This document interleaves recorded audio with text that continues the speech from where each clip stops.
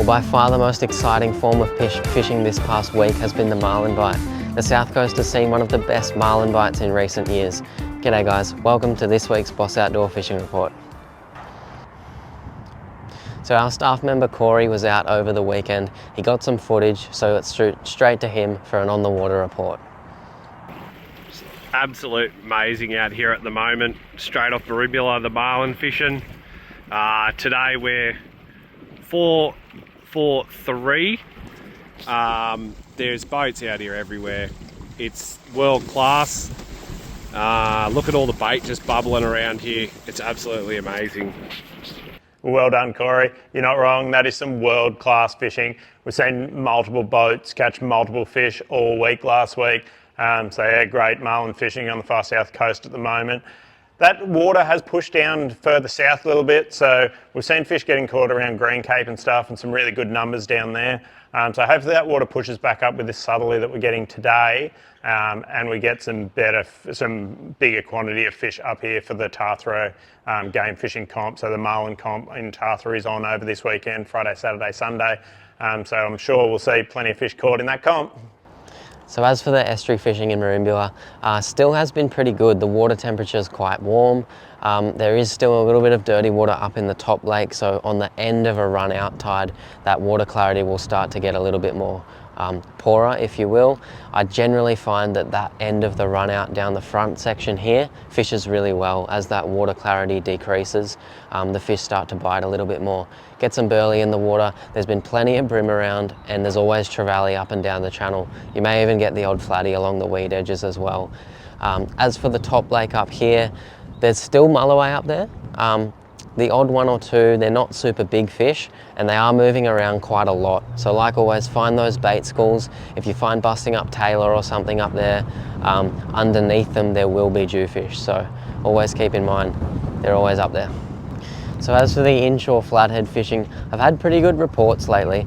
Obviously getting out early to beat that northeasterly.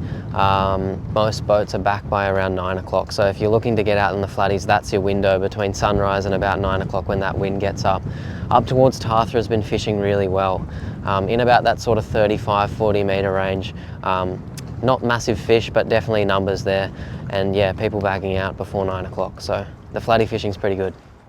As for the beach fishing around the Merimbula area, we haven't had lots of swell at the moment, so those beaches aren't getting a whole lot of wash and water hitting them, which isn't, usually that stirs up all the food on the beaches and the salmon move through and feed. However, there are lots of salmon moving up and down the beaches.